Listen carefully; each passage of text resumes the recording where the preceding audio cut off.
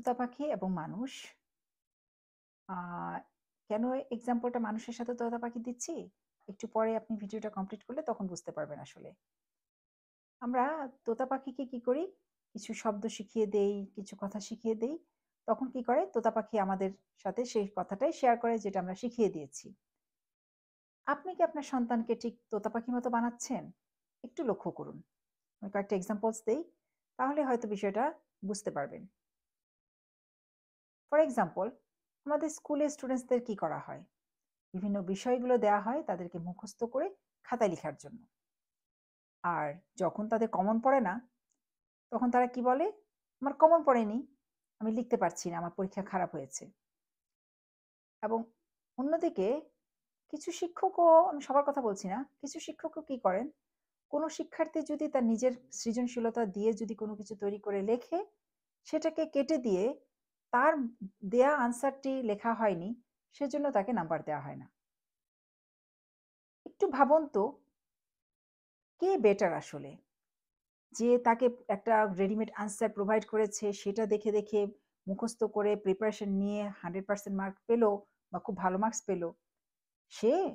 নাকি একটা স্টুডেন্টস তার নিজস্ব চিন্তা শক্তি দিয়ে সে চিন্তা করে একটা জিনিস সুন্দর করে লিখেছে, তার মেধা?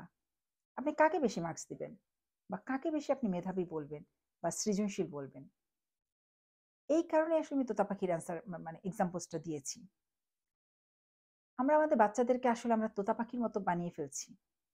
তাদেরকে আমরা একটা কাঠামোর ভিতরে ঢুকিয়ে দিচ্ছি।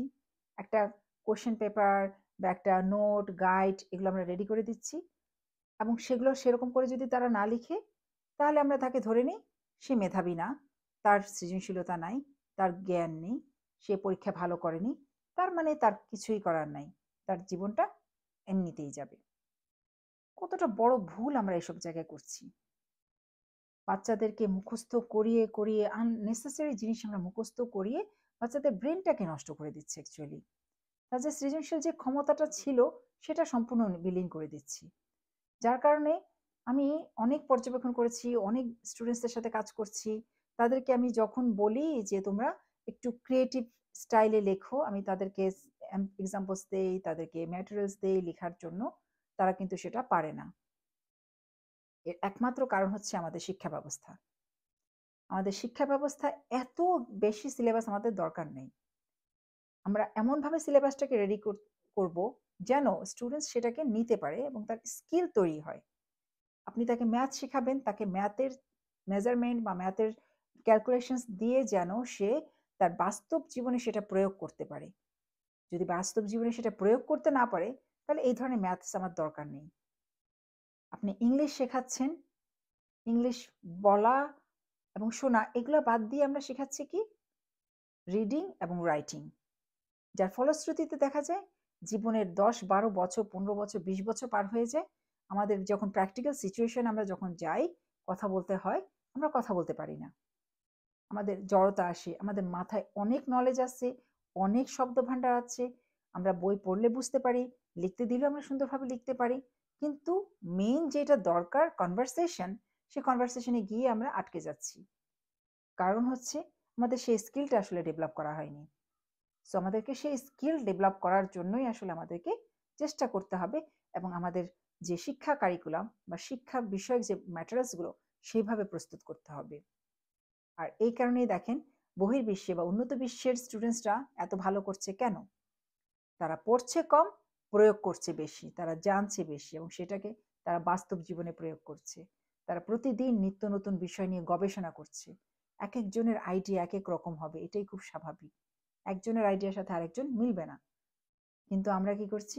প্রত্যেকের একই রকম কোয়েশ্চেন আনসার হতে হবে। প্রত্যেকের একই রকম আ বিষয়টা অঙ্কের যে স্ট্রাকচার সেটা একইভাবে সলভ হতে হবে।